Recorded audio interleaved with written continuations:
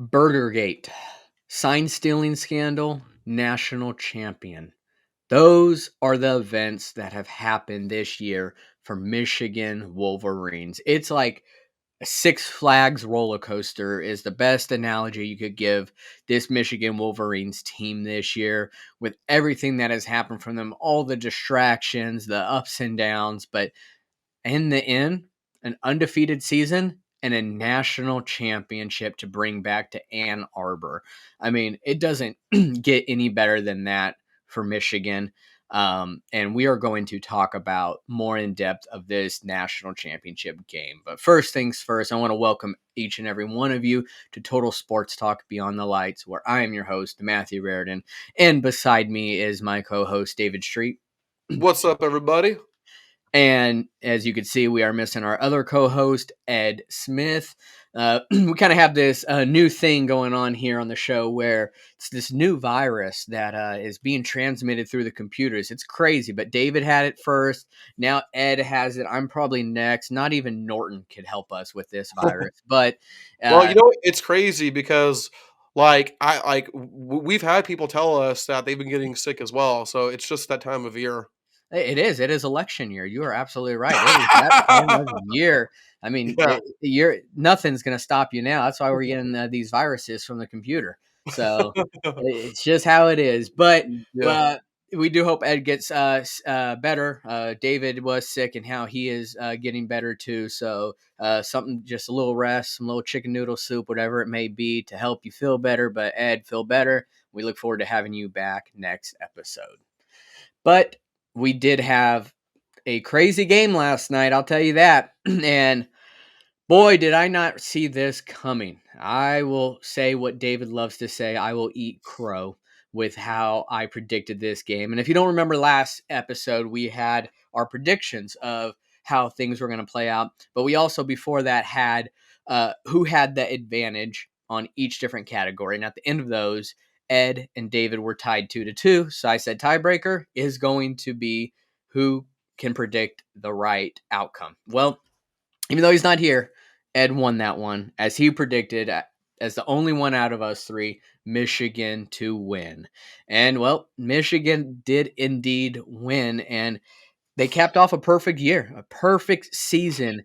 And if it was amazing for me to watch as an Oregon fan, I'll tell you that. I mean, to watch the first two touchdowns by Donovan Edwards, oh man, I was loving that. And I don't like to see people or teams struggle. It was hard to watch um, with Michael Penix Jr. It just, he looked uncomfortable, and by the end of the game, he was feeling very uncomfortable. I don't know yet if he has broken ribs or whatever it may be, but clearly he had an injury at the end of the game. He could barely throw the ball, but he left everything out on the field. He did not want to give up, even though the game was far out of reach. He still left it on the field. So I give him all the credit for that. But in the end, Michigan Wolverines won the game 34-13. And there were times where I felt Washington was going to be back in this game like that. I'm sure David remembers I sent a chat in our group chat. I said, no, they're going to score here. Something, they're going to have a big play, and Washington's going to score and tie this game. It just felt like that was going to happen because that's what Washington has done all year, is big plays after big plays. And well, they could not do that at all last night. They struggled. You're looking at the Joe Moore Award for the best offensive line, look like they should have never even been a finalist, because that's how great that defensive line for Michigan was last night. Although they only sacked Michael Penix one time, they were on him like white on rice. They were just on top of him. He was uncomfortable within the pocket. The run game was nowhere to be found, and he could not get the ball to any of his elite receivers. I mean, there were times where he was rushing it so much he wasn't even in the vicinity of his receivers, or he didn't even see that they were wide open. This was not the Michael Penix we saw for 14 games in a row. So it was tough to see a star quarterback like that struggle. But in the end, Michigan did what they did best. They brought a defense that just would blank you. JJ McCarthy looked calm, cool, and collected as he has pretty much the whole year. And that running game, I mean, Donovan Edwards, as we know, is a great running back, but Blake Corum, rightfully so, is running back one. So to see Donovan Edwards with those two early touchdowns and then Blake Corum with his touchdowns, it's like this was recipe for success for Michigan. They controlled that game from start to finish. So did I see it being like this? No, I did not. I thought Washington was going to win. That's why I predicted them to win. But hey, I am okay being wrong when it comes to our rivals not winning. So that's how I looked at it. It was nice to see Jim Harbaugh. I've always liked Jim Harbaugh, so it was nice to see him win. The question remains, where will he go from here? He just got his $1 million bonus from winning the championship, and well, is he going to be gone? So, David, I mean, how did you feel about the game itself? And I mean, Harbaugh, you think he's going to be gone too? Well, I'll tell you where Harbaugh is going to go. It has to do with bringing your phone back to life, if you know what I mean. Yeah. Yes. Yeah. But as for the game, Matthew, doesn't doesn't this Michigan team sort of feel like a throwback to the way that teams used to win championships in college football? Man, I mean, because they have a great running game, elite shutdown defense, and a quarterback who may not be elite per se, but his main strength is efficiency, and that's what Michigan has been all season long is efficiency. And I'm not surprised by the result. And honestly, I'm not even sure I should be surprised by how the result turned out. Well, let me take that back. What I meant to say was I'm not surprised Michigan won, but I also really, when I think about it, should not be surprised by the result, by how it turned out, because Matthew, this is pretty much this is pretty much what Michigan has done to teams all season long. There's only been like what three, maybe four teams that were within single digits of Michigan, but other than that, Michigan has blown out everybody they've played. When I look at Washington, and I tell you what, even as I predicted Washington to win on our last episode, I got to be honest. I kind of felt a voice in my head saying that like, no, you need to pick Michigan. Like, that's the more logical pick. But I was so deep in my temporary Washington fandom that I felt like I couldn't turn back. Like I just had to dig deeper and deeper and go with Washington. But when I really think about it, man, um, lately, like what I've noticed is that the college football teams that have been winning championships for the most part, it's one of two teams. It's either a team that's led by a game-changing quarterback, or it's a team that's elite, maybe not at the QB position, but elite everywhere else. And having an elite defense certainly helps as well. But but I look at the teams that won it all with game changing quarterbacks, like quarterbacks that just completely changed the trajectory of the program. Florida with Tim Tebow, Auburn with Cam Newton, LSU, with Joe Burrow, Texas with Vince Young. And then I look at teams that didn't have elite quarterbacks, but they were stout everywhere else. Ohio State 2014 when they were down to a third string Cardale Jones.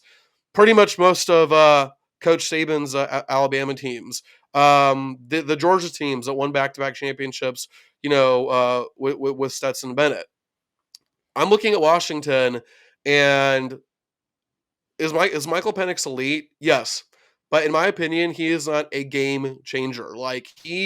And I know it's easy to say this now. And I know hindsight is 2020, but I don't think he was ever truly the kind of quarterback that could truly lift you the way that Joe Burrow Cam Newton did, and certainly that defense wasn't going to get you anywhere at all. And I think you make a great point about the offensive line. Sure, they only gave up one sack, but like, how many of those throws did Michael Penix make just out of pure desperation because he was about to get sacked by a monstrous Michigan defender, right? And by the way, did you see the stat that apparently Michigan is the first team in like what 120 years or something like that to not give up 25 points at all. Like in any game, they did not give up they did not give up 25 points in any game this year, which is insane. Now, let me ask you this because people have already been talking about it. Who is a better defense? 2023 Michigan or 2021 Georgia? It's tough because I think Michigan, they are being slept on. I slept on them. And it's tough after you saw last night what they did to even underestimate them even more. That 2021 Georgia defense was legendary. I mean, we're talking about a team that didn't allow a single touchdown for their first several games until they played South Carolina. Spencer Rattler was the first to get a touchdown on him. I mean, it was insane how elite that defense was. So it's tough to really judge based off of that, but they're neck Yeah. and neck. I will say that. But what do you think? Dude, I feel totally gross saying this, but that 2021 Georgia defense is the best defense that I've ever seen in my lifetime.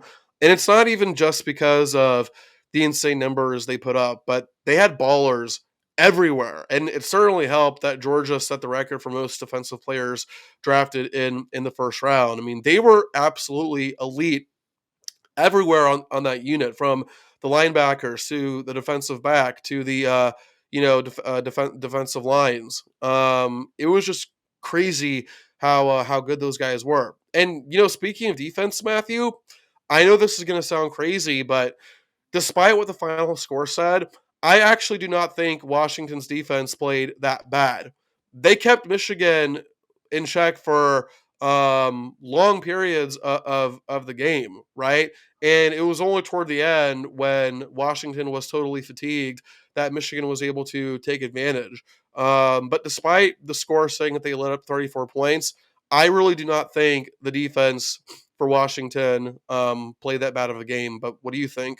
Yeah, I mean, just like Coach Kalen DeBoer said, even afterwards, he said that he felt that his team was in it, and I felt like they were in it, despite what the score says. Because if you remember, after halftime, Washington, their first was it their first play of the second half? He threw an interception. Mhm. Things could have went downhill big from there, but they held them to a field goal, and that defense held Michigan in check, giving their offense all the opportunities in the world to at least get something. And for the first time, pretty much this whole year, I don't want to say the first time, pretty much this whole year, but their offense couldn't get it done. Their offense let them down. But that could also be because of how good that Michigan defense is. Michigan we felt, was never really battle tested. And Mm. a lot of the critics said that because of who they played pretty much the entire regular season up until the game. So that's why Michigan's defense kept getting slept on. But now look at what they did, and look at what they did the entire year, and they brought it into the postseason. So I think that Washington had plenty of chances, but that offense couldn't muster anything whatsoever, and that defense was only going to be able to hold them for just however long they were. Oh yeah, and then here's another issue that I've noticed with the national championship lately, Matthew, and I don't know if you've noticed it either. Um, but I don't know if you know this or not, but the last national championship to be a single digit game happened in the 2017 season when Alabama beat Georgia in overtime, I believe. But since then, all the games have been decided by double digits. 2018, Clemson beat Alabama 44-16. 2019, LSU beat Clemson 42-25. 2020, Alabama over Ohio State 42-24.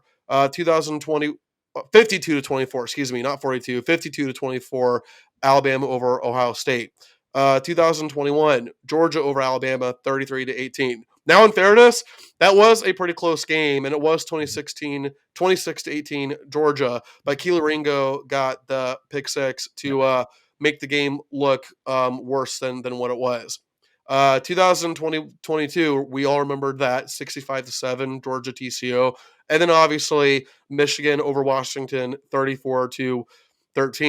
All of these games since 2017, Matthew, have been decided by 15 points or more. And like I said, even though that Georgia Alabama national championship was a lot more competitive than what the score indicated, the bottom line is that the score still indicates a blowout victory. Like, I consider if you beat a team by at least 15 points, I consider that to be a blowout. So what gives here? Like, what is it going to take for these national championship games to be competitive again? Like, why are we seeing these national championship games that are just boring? They're not competitive. Like, there's a clear cut better team. What gives here?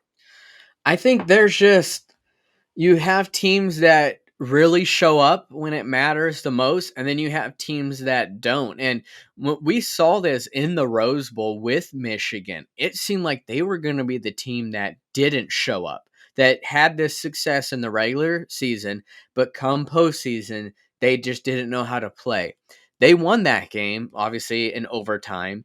It was they barely escaped that, but then this looked like a completely different Michigan team. And in all honesty, I think Washington did what we did. They slept on that defense. But yeah, I get what you're saying though. Like, what gives? What is going to take it to be an interesting one? Like we saw in was it 2005 Texas and USC, right down Mm-hmm. to the nitty gritty. An Vince all time Young, classic. Yes. yes, one of the best that we will ever see, and Ed, you'll love that we're talking about that. But we just don't see him like that anymore. I mean, and I think they were trying to change that by going from the BCS to the college football players because we saw Notre Dame and Alabama play. It was not even close when that Oh, dude. happened Notre twice. Dame are frauds, man. Twice, and Yeah. then, you had the BCS time, and then you had college football playoff, and it's like not even close at all. So it's they were trying to eliminate that. So I really like what they're doing, but in all honesty, we may see it more now than ever, David. You're going to have teams in there that are going to squeak right in, Mm-hmm. that may get lucky. They may get lucky and win a game and then show up to the national championship game and get absolutely destroyed like TCU did last year. Yeah. So I don't think it's going to change. I would love for it to. And I can't think of a specific rule that I would suggest to change that. But now that they've opened up the floodgates now more to allow more teams in there, you're going to get teams that jump on the opportunity, but then may not show up in the national championship game. And TCU did that last year. They rightfully beat Michigan. Let's not discredit what TCU did. Everyone's going to talk crap about them because how much they lost to Georgia, but they jumped on that opportunity. They beat that Michigan team, but then they were just completely outmatched against that Georgia team. So I don't know what will fix it, what will give, but I hope that we see another classic like the Rose Bowl with Texas and USC here soon. Absolutely. But Jim Harbaugh, though, I'm happy for the guy. All the adversity he faced this year, just with the cheeseburger gate and the sign stealing, not only him but his players. The players could have easily been distracted. They may not have been able to do well with the interim coaches, with Sharon Moore, who is there, but they still did amazing. They still won those games and they did their best to not be distracted. So, yeah. Yeah, and I gotta say, when we were making our predictions, one thing that I did not take into consideration, Matthew, that I really should have taken into is when it comes to Michigan, when you have a group of players who will go to hell and back for their coach, you're not beating that team. And I cannot believe I never took that into consideration. I'm not saying that Washington players wouldn't run through a wall for Kalen DeBoer. I'm sure they will, but those guys had Jim Harbaugh's back with all the crap that he was going through. Those players had his back, and you just had to know that. Listen, even if they were not going to win at all, you would have to pull it hard from the grip of their hands if you wanted it. Yeah, and also on top of that too, I mean Blake Corum. Remember, he didn't play in last year's college football playoffs, and he made a point of saying that in his post game interview.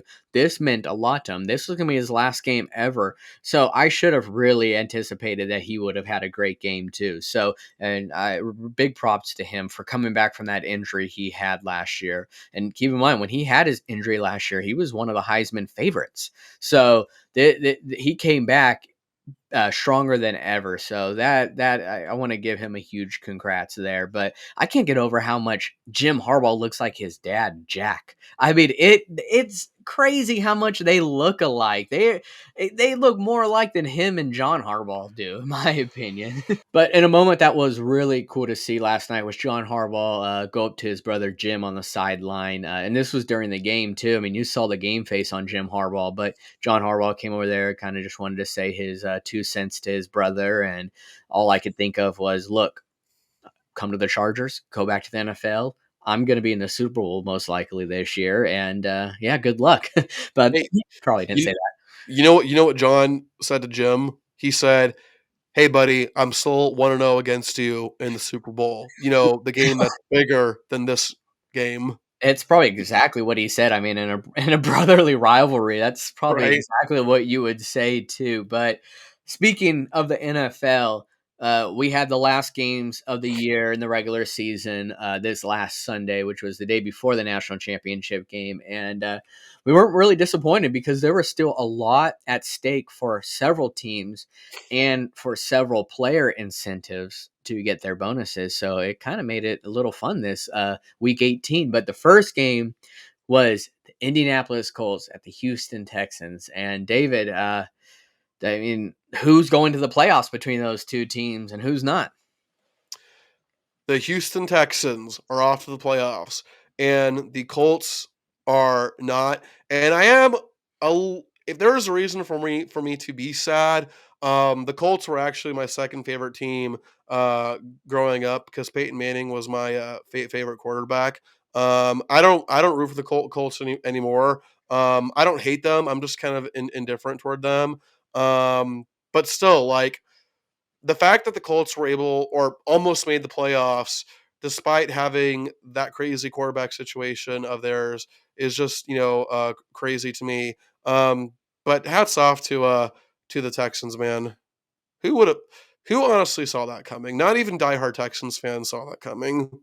Yeah, I mean, before the season started, I almost put a futures bet actually on the Texans to win the division, and man, that would have paid me really well. There was just something about them, but Wow. the thing that held me back was Ohio State has never really had a successful quarterback in the NFL, so No, I no. didn't expect CJ Stroud to do this well. And D'Amico Yeah. Ryan, yes, he did great with the Niners, but was this going to transfer over to a head coaching success? So, I mean, do you see them getting awards this year? Oh yeah, for sure. I don't know if CJ Stroud is going to be unanimous offensive rookie of the year because who's the guy from the Rams? Puka Puka Natau. Nakua. How do you say it? Puka Nakua. Puka Nakua. Yeah. 'Cause, Puka Nakua put up some crazy numbers as a receiver, so I think he'll take some first place votes away from CJ Stroud. But CJ Stroud should definitely win offensive rookie of the year because let's not forget the Texans in the last 3 or 4 years were something like 11-38, right?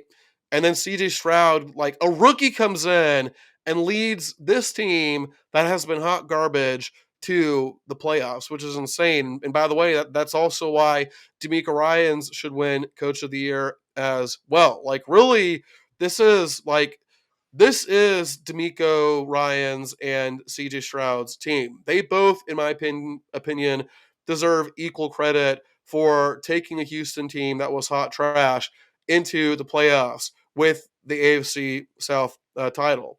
And let's not forget about Will Anderson too, right? Will Anderson also had a great rookie season as well.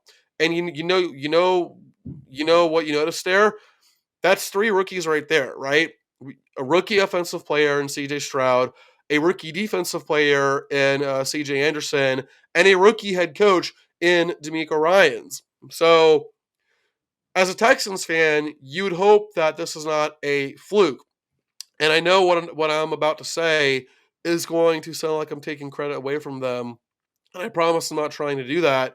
But I think they should also thank the Jaguars for having the epic collapse they did, because midseason this seemed like the Jaguars' division to lose, didn't it, Matthew?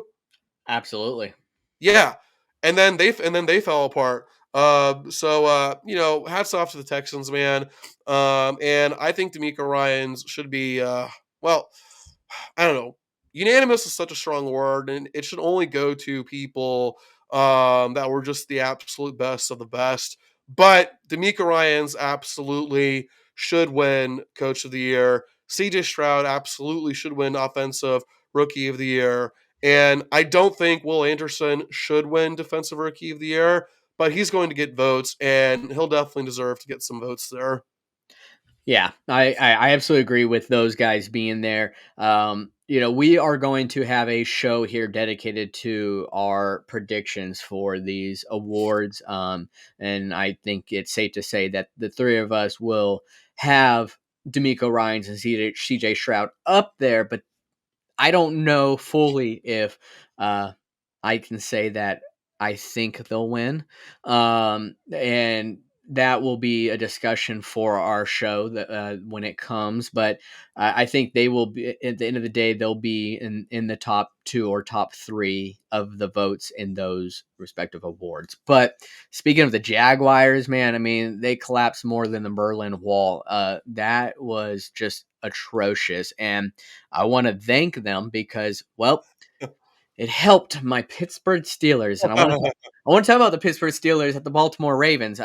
We had this game last year, and we needed to win last year as well, and we did win. We came into Baltimore, and we won, but what we needed to happen last year was for the Jets to beat the Dolphins, if I remember correctly, and that did not happen. So we missed the playoffs last year, but this year it changed. And I will get to that. But first, I want to talk about the game itself. This was a very ugly and wet game. It was downpouring and it was cold the entire game. I don't think the rain stopped. And I knew right when I saw the game turn on, I said, what's the over and under going to be on fumbles in this game? And literally the first play of the game, Najee Harris, he got the ball, went to go put it in his dominant hand, and the ball slipped out. He did recover it, and it wasn't a fumble, but that's how ugly the game was going to start, was based off of that. I knew it was going to be like that the most part of the game. The Steelers pulled this one out, though, with a win, 17-10.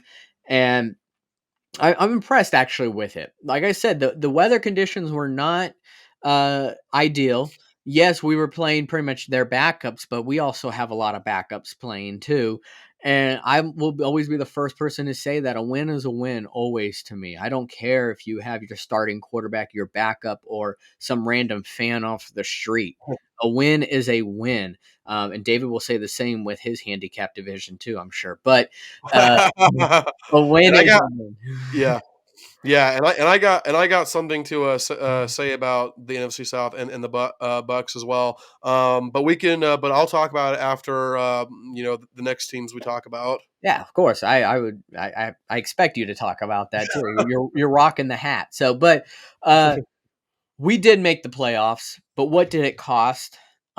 We did have an injury to our star defensive end, our linebacker, and that's T.J. Watt, who did have an MCL strain. He will miss the first game of the playoffs. And if we do somehow win, we will hopefully get him back. But that is a big if. But how did we make the playoffs exactly? Yes, you just heard that we beat the Baltimore Ravens, but we needed a couple other things to happen. And we predicted on here the scores. And one of them was we needed Buffalo to lose to Miami. And I just didn't see that Yeah. happening. We're going to talk about that. But Well, Matthew, I hate to rain on your parade, but you kind of beat the Ravens B team, so that's what I say. Hey, a win is a win. So I'm still oh, taking it. fair But enough. the Yeah. other thing that we needed, though, was yes, the Bills to lose, which didn't happen. But the one that I did predict to happen was that same Berlin Wall team I was just talking about, and that was the Mhm. Jaguars to lose to the Tennessee Titans. And Derrick Henry's farewell game, well, he wanted to put his stamp on it, and that's exactly what he did. It was Mike Vrabel's last game, too. If you guys have not heard, Mike Vrabel has been fired as a head coach for the Tennessee Titans. But Yeah. they beat their division rivals, the Jacksonville Jaguars, and lo and behold, the Pittsburgh Steelers are in the postseason. Yes, you heard that right. The Pittsburgh Steelers are in the postseason. I thank the Jaguars for the epic collapse. I thank the Tennessee Titans for putting their final stamp on it. And I'm thankful that we didn't have to put our faith in this bum team called the Miami Dolphins because they are Oh. just not consistent anymore. But I can't talk much. I'm a Steelers fan right now. But that's what I do want to talk about. I want David to talk about is, well, that Buffalo Bills and Miami Dolphins game. I mean, they were still playing their starters because they were both Mhm. playing for that number 2 seed. Yeah. And well, who got that number 2 seed, David? Buffalo. And this was something that I don't think a lot of people saw coming, especially after the Bills got off to a really bad 6-6 start. But then they fired their offensive coordinator, Ken Dorsey. Gave Joe Brady the interim OC position, and then they just kind of took off after that. So like, did Joe Brady really resurrect this offense? Who knows? But the point is that the Bills are the number 2 seed, and well, the Dolphins are not. And I've ripped on the Cowboys for being frauds, but honestly, Matthew, and you literally said it yourself, the Dolphins are frauds too. They're the Cowboys of the AFC. Because if you look at how the Dolphins season has gone, man, they beat up on crap teams. And then they themselves get beat down by good teams, including like against the Bills. What was it? 48-20, I think. Against the Eagles. 31-17 against the Ravens. 56-19. They only have one win against a winning team. They're 1-5 against teams with winning records. Frauds, as I said. And I don't have much faith in them going into the playoffs. Certainly doesn't help that they have key injuries, especially to a guy like Bradley Chubb, who is on injured reserve right now. Listen, though, are the Dolphins a fun team? Hell yeah. Tua and Tyreek might be the best quarterback wide receiver duo in the league, and Tyreek will probably win Offensive Player of the Year. I mean, he's got very heavy competition with Christian McCaffrey. I could see either one of those two players winning Offensive Player of the Year. But listen, I think the Dolphins still have a bright road ahead of them. I think they have a bright future. I don't think they're going to go anywhere this year, man. I think they've shown us who they are. They are a team that will beat the teams that they're supposed to beat. So kudos to them for that. But they're just not ready for prime time yet, Matthew. Yeah, it's like watch it when I watched them this last week, and then I watched the national championship game. I saw Tua and I saw Michael Penix. They're both lefties, and when it mattered for them to play their best game ever, they didn't.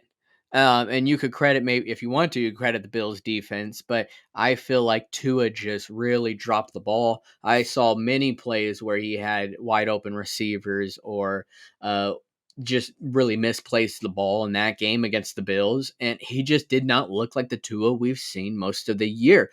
I'm happy that we have not seen the Tua of last year being carted off in a stretcher. No one wants to see that, and I'm glad that Tua hasn't been hurt this year. Mhm. But me and Ed talked about it last week when you were out, David, when you were sick, and who would I trust more, Josh Allen or Tua? And it honestly was pretty tough. But in the end, I'm like, I'm gonna trust Josh Allen because Tua just hasn't really proven it to me, and I'm glad I made that choice because when it came down to it, Tua just did not look good in this game against Buffalo. And well, now they're going to go to the postseason and they'll be lucky to win. And I just don't see them being favorites to win right now. Who are they? Who are the Dolphins playing? So they'll be playing the 3 seed. So they'll be playing, um, oh gosh, why am I drawing a blank right now? Is it the Browns? Are they the three No, or Browns are the 5th seed, so, right, um, right, yeah, that a makes more and sense. then the Texans are the 4th seed, so they're playing the So, obviously not the Chiefs. They're Ravens. playing the Chiefs, and this is Oh, okay. another point that I am just upset and pissed about, is this could be actually a prime time matchup, like, this could be a really fun game to watch. Yeah, Patrick Mahomes and Tua, Tyreek Hill. Well, are you gonna be able to watch it, David? Because I won't be able to. Why? Because it's on Peacock only, which is a yeah. subscription-based platform. It's not on your NBC, it's not on your ESPN or CBS or Fox. It's on Peacock, and it's like, this game, really? Okay, I have an extremely unpopular opinion. But I actually think this could be an absolute genius move by the NFL, a genius marketing move, because they know how popular the NFL gets, especially when it comes to the playoffs. And they know that fans are not going to want to miss watching their team on prime time. And if they have to pay a little cash to do it, then they'll do it. So I know people are ripping on this move, and I was ripping on it at first, but I actually do think that this is a clever marketing move by the NFL. I hate it. Don't get me wrong. I hate it. I used to have Peacock, and then I canceled it, and I don't want to pay for a freaking subscription just to watch a playoff game. So I hate it personally. But I think this is I think from a business standpoint, this is a good move for the NFL. Well, I mean, I'm sure they thought that as well with Amazon Prime having the Thursday night games. I don't have the numbers in front of me, but I'd like to see if when they switch to that, have the numbers gone up or gone down. But the postseason is a different story. That is when, uh, a very few teams actually had made it. So I'll be interested to see if more people are paying for it. And I know I've heard that they offer free trials as well. So I'll look more into that. But it's just crazy that that game of all games is on there. So yeah, we'll see how that plays out. But another game that had playoff implications, mainly only for one team, was the Chicago Bears, the Green Bay Packers. And this might have been farewell to Justin Fields. As we've talked about on here, the Bears hold the number one pick. Are they gonna stay with Fields and go with maybe Marvin Harrison Jr. in the first pick, or are they going to trade Fields and draft maybe Caleb Williams with the first pick? So we'll be interested to see. But Justin Fields, if you did not see, did say goodbye in his post game press conference, and because he doesn't know where he's going to be. I don't think they've even informed him. They don't even know. So I've liked Justin Fields. I think he is a great guy. But we're going to see what happens there. But Green Bay, they're on the rise right now. Green Bay has been looking really good, and Jordan Love is looking very comfortable as the Green Bay Packers quarterback. There was a lot of question marks if Jordan Love would be their guy. Would they get lucky 2 times in a row after you had Aaron Rodgers sit behind Brett Favre?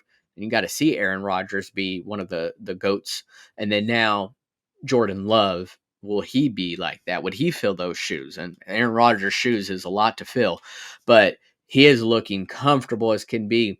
Green Bay did win this game, and they are now officially in the playoffs. They won the game 17-9. It wasn't by no means pretty based on the score, but Jordan Love, I mean, he had over 300 passing yards, and then Aaron Jones coming back and over 100 rushing yards. They're starting to click. And I'll tell you what, yes, they're going into Dallas, where Dallas seems to be great at home, but they also struggle against teams that have winning records. I mean, they practically did lose that game against Detroit, but it is what it is at that point. But this is going to be a very fun, interesting game, which we will preview. But Green Bay, I'd keep my eye on them, guys. Don't sleep on them, just like we slept on the Michigan defense. Do not sleep on this team, especially playing Dallas in the first round. We know how Dallas likes to have amazing regular seasons, and then they go into the postseason and they choke. We've talked about it before, like the Los Angeles Dodgers of baseball. Dallas Cowboys, though, are more notorious for it. They come in here and they lose. And I remember when they played, this was the Des Bryant rule when they played Green Bay that one year in the playoffs, and they lost the game because of the Des Bryant catch.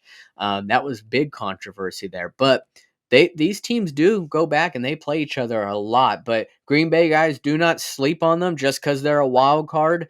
they're going to be a fun team to watch. So I really like what this Green Bay team has done and who they've become. Just like I said, I want to say 2 episodes ago, this is the worst team that we will see Jordan Love have. I think this team is only going to get better and better and better, and Green Bay knows how to win. Well, I hate to burst your bubble, but I don't see Green Bay going far at all. They're the youngest team in the league. Jordan Love has never been in the postseason. And while I don't think the Cowboys are going to go far in the playoffs, I think they're going to beat the Cowboys beat the Cowboys. I They think they're going to beat the do. Packers, pretty handily. I won't give away the final score, but I've already kind of spoiled how I think the game is going to go. So Yeah, well, I mean, you're right. The Cowboys do beat the Cowboys a lot, but uh, you said yes. Jordan Love has not been to the postseason. Dak Prescott has, and he loses. But True. Yeah. I think this game could be a lot closer than maybe it'll indicate because uh, the Cowboys do have an elite offense. They do, and CD Lamb is up there with the Tyreek Hills when it Hmm. comes to offensive talent and possibly being up there in the votes for Offensive Player of the Year. I don't think he'll win it, but he'll be up there. And Dak Prescott, actually, that's another thing, really quick. I'll say is to hear Micah Parsons, and I get he's your teammate. I respect that you want to have his back, but he said Dak for MVP. I'm sorry, bud, but no, Dak is not the MVP. Yeah, And I think Lamar Jackson pretty much locked that yeah, up. how many games do they have won over winning teams versus Dak Prescott over winning teams this year? Yeah. Just saying. So Yeah. No, I think the Ravens have 10 wins against winning teams. I covered that in one of my shorts the other week. yeah, and Dallas would not even be the number 2 seed right now if it wasn't for that ref blunder. So, Yeah. they're only there because of that because Detroit did win this last week. So, but David, I really I want you to talk about your Bucks and their accomplishment this year. Well, listen. Um if you had told me that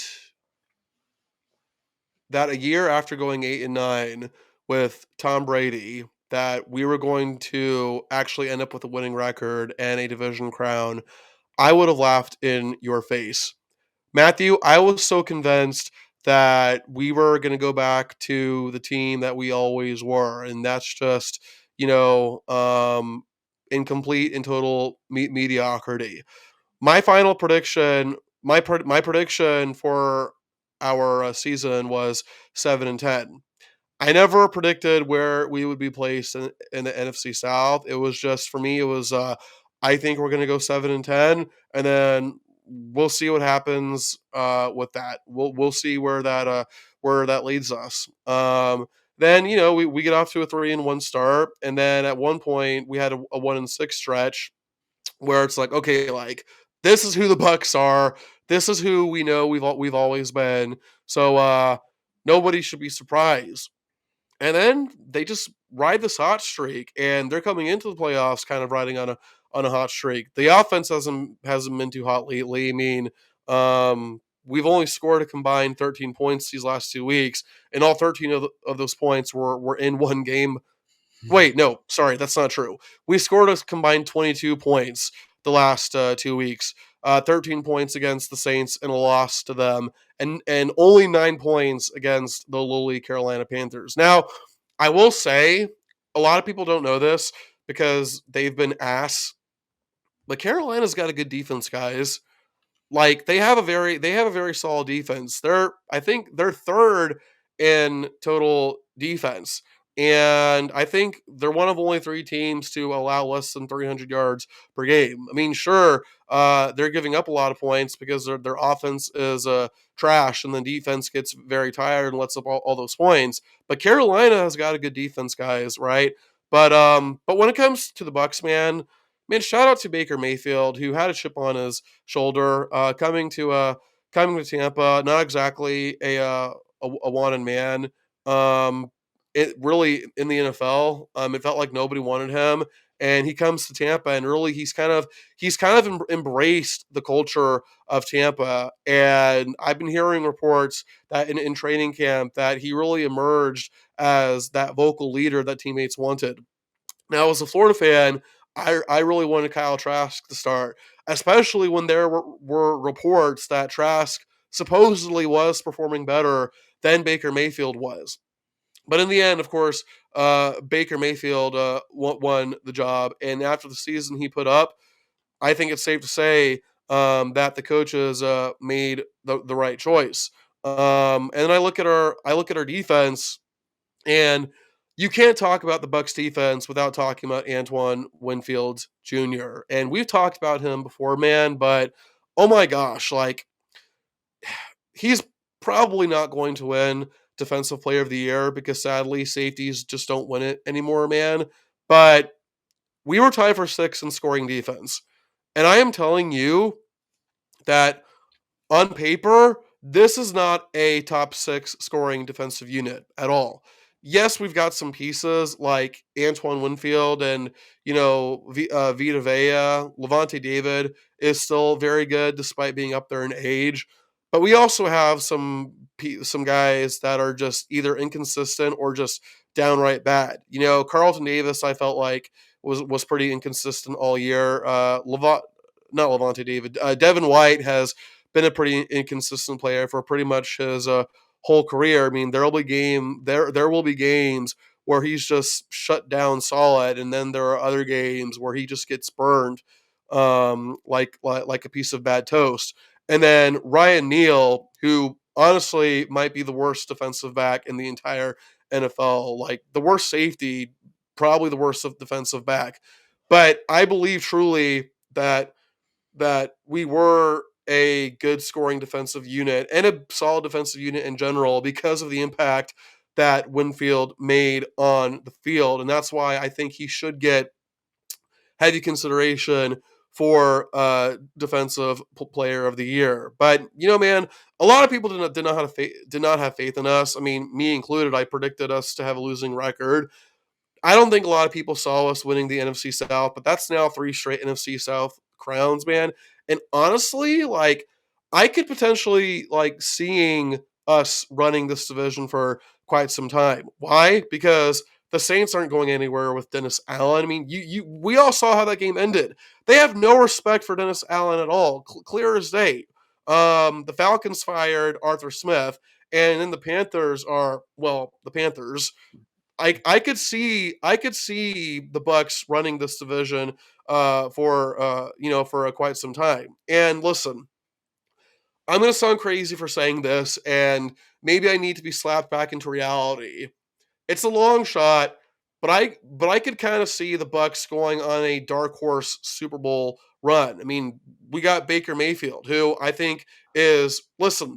Baker's got his haters, but they need to face facts. Okay, he's not as bad as they want him to be. You got Mike Evans and Chris Godwin, two receivers who both put up 1,000 yards. Uh, like I said, Antoine Winfield, and honestly, the other thing too, Matthew, is that a lot of the guys that helped us win the Super Bowl, they're still on this team. Vita Vea, Devin White. I know I said Devin White was inconsistent, but I also said that there are games where he looks absolutely amazing. So I don't know what's going to happen, man. Who are we playing? The Eagles. Yeah, I feel confident. I feel great against the Eagles, man. I know they kind of beat us down the first time, but for us to get the one team that's spiraling out of control is what a blessing that is. So I think we're going to beat the Eagles, and then we'll see what happens beyond that, man. But just kudos to the Bucks, man. A lot of people didn't believe in them, and they proved them wrong, me included. Yeah, I didn't expect the Bucks to have this type of season, especially at the beginning of the year with the whole Mike Evans contract drama, how that was going to transpire on the field. And you're looking at a Bucks team that it seems like, well, it didn't affect them as much as we thought it would. And here they are, they won the division. But yeah, this Eagles team, it's like the blueprint to beat them it came out. It was like the Krusty Krab secret. I mean, that plankton's been trying to get, and the NFL has finally got that, and the Eagles just don't look the same. And now they're dealing with injuries. AJ Brown went down. Um, I could see the Bucks beating this team, but it still remains that the Eagles are the Eagles, just like the Chiefs are the Chiefs. And the regular, even though they didn't do the best in the regular season, those are teams that will like to show up in the postseason. So until that happens, you can't rule them out. But with how the Eagles have been playing, though, I could see the Bucks possibly winning this game. So I agree with you on that one. Until the Eagles show us that they want to play again. So I'm interested to see it. Well, you know what it is about the Eagles, man? It's the loss of their former defensive coordinator, Gannon. With Gannon, the Eagles had an elite defense last year. They led the league in sacks. In fact, if I remember correctly, I'm pretty sure they broke the record for most sacks in the season, or at least they were damn close to it. But without Gannon, they've completely fallen off. The Eagles defensively this year were horrible, Mhm. horrible. Yeah, yeah, they were. They did not look like the Eagles team that we had saw, and even on their offense too. Their offense was just so legit last year, and that's more than the whole tush push thing. They just were that good on offense that seemed like no one could even hold a flame to them. But that's about for the most part what all we have today, though, folks. But really quick, I want to ask David this one question. I already know what Ed's answer is going to be, and I'm going to tell you right now, it's going to be the Longhorns. But really quick, David, early predictions for the national championship next year for college football. Who's going to Oh, win? okay. Well, I'm not picking Alabama anymore, man. I'm not. Yeah, I'm not picking Alabama anymore. For next, for next year, man. Quack, quack, quack, quack. Come on. Uh, all right. I'm going to say Georgia. Carson Beck is coming back, and he'll no doubt be one of the best quarterbacks heading into next season. And then Oregon. All right, all right. And Well, it's not even like you trying to influence me, man. yeah. Like I've had a pretty good feeling about Oregon, going into next season. And as long as they have Dan Lanning, I'll always, believe they have a shot. So early prediction for now, it could change, folks, depending on circumstances. But early prediction for now is Georgia and Oregon. Yeah, I think Georgia is a safe and methodical pick, honestly, with what they've proven and the talent they're bringing back and the talent they've even gotten within the transfer portal. Sorry, but ETN, and then in the signing from recruits. But I said it on here. I said it just a couple episodes ago that I see the national championship game next year being Oregon versus Georgia, and I'm sticking to it.